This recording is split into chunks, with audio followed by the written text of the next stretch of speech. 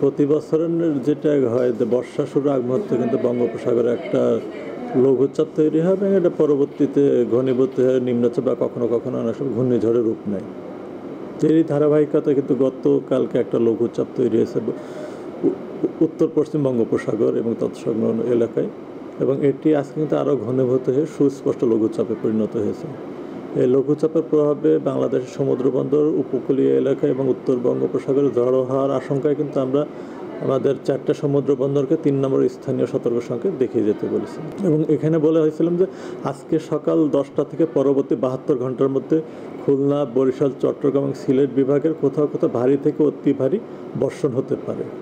28শে মে সকাল 10টা থেকে পরবর্তী 72 ঘন্টার মধ্যে খুলনা, বরিশাল, চট্টগ্রাম এবং সিলেট বিভাগের কোথাও কোথাও ভারী থেকে অতি ভারী বর্ষণ হতে পারে, এবং সেই সাথে ভারী বর্ষণের প্রভাবে চট্টগ্রাম বিভাগের পাহাড়ি জেলাগুলোতে কোথাও কোথাও ভূমিধসের সম্ভাবনার কথাও আমরা বলেছিলাম। সাধারণত জুন মাসের প্রথম সপ্তাহে 1 তারিখে থেকে প্লাস মাইনাস 1 সপ্তাহ আমরা ধরি, হয়তো 7 দিন আগে ব্যাপারে এর মধ্যে এটা আগমন ঘটে, এবং মোটামুটি জুন মাসের 15 তারিখের মধ্যে কিন্তু বর্ষাটা আমাদের সারা দেশে বিস্তার লাভ করে।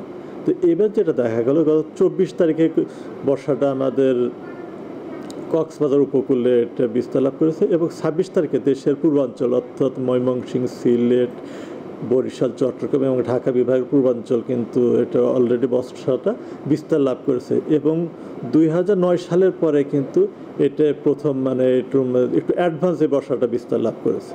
2009 সালের পরে এবার বর্ষাটা অ্যাডভান্স বিস্তার লাভ করছে বাংলাদেশে।